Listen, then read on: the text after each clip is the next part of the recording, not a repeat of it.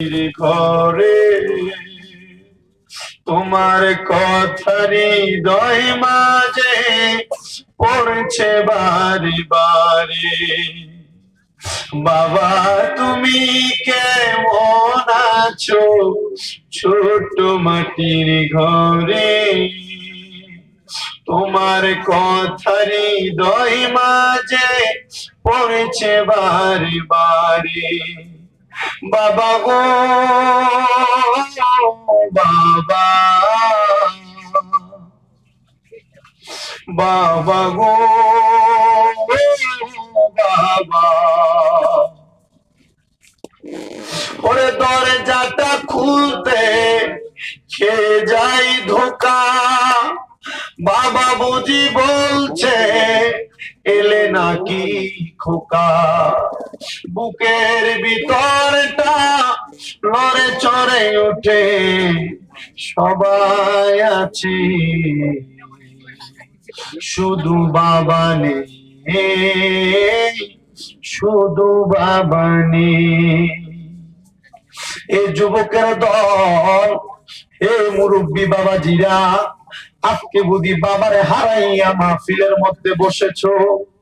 বাবার কথা কি তোমার বারবার মনে হয়? হ্যাঁ, মনে হওয়ার কথা, কারণ যে বাবা চিয়া লুঙ্গি পরে সময় কাটাইছে, তুমি সন্তানকে দামি লুঙ্গি কিনা দিতে, দামি জামা কাপড় কিনা দিছে।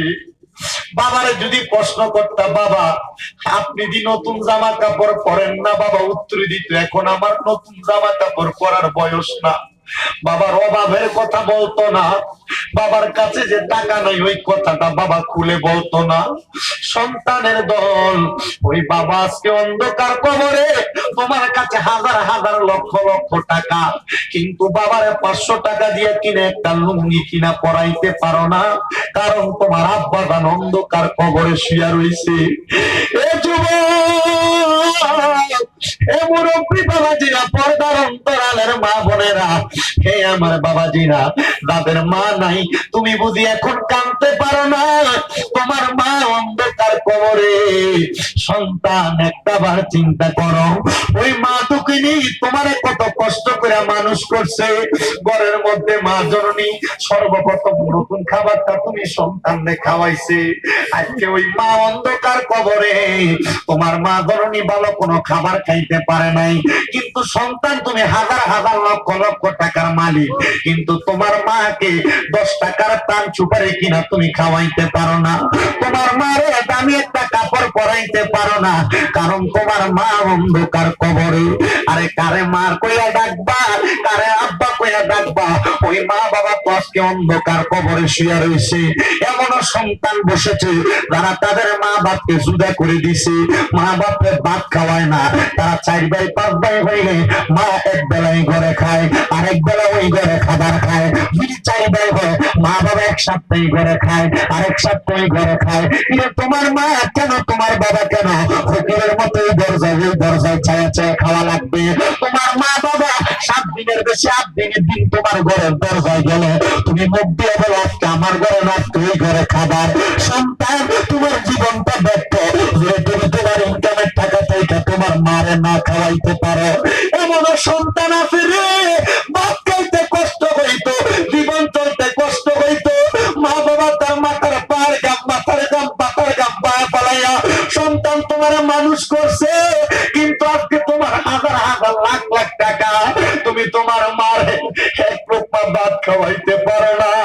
এ সন্তানের দলেরা, যারা তোমার মা বাপকে আলাদা করে দিছ, দাও তোমার পা গুলা পারলে আমার সামনে দাও, আমি স্বামী দাদা বিদ্যা দিয়া তোমার পাও পরিষ্কার করে দিব। কারণ তোমার ওই মার মনে কষ্ট দিয়া, বাবার মনে কষ্ট দিয়া স্বামী দাদা না, এর চাইতে বড় বড় ওলামায়ে কেরামের ওয়াজ শুনলে তোমার কোনো লাভ হবে না। কারণ ওয়াজ শুনবা যে আল্লাহরে খুশি করার জন্য, ও আল্লাহ খুশি হয় তোমার মা বাবার খুশির মাধ্যমে।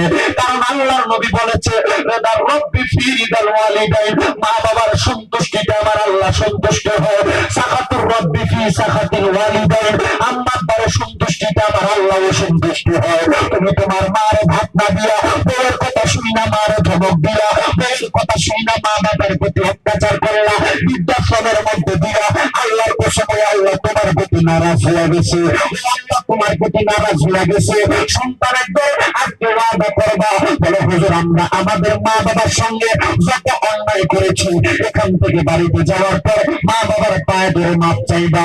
ওরে সন্তান, মা বাবার পায়ে ধরে মাপ চাইবা।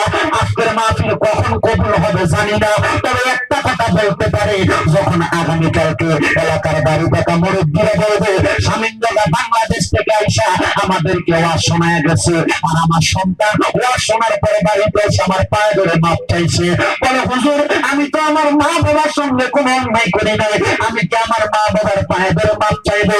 হ্যাঁ সন্তান, অন্যায় না করলেও মা বাবার পায়ে ধরে মাপ চাইবা। মা বাবার পায়ে ধরে মাপ চাইলে সন্তানের দাম কমে যায় না, মা বাবার পায়ে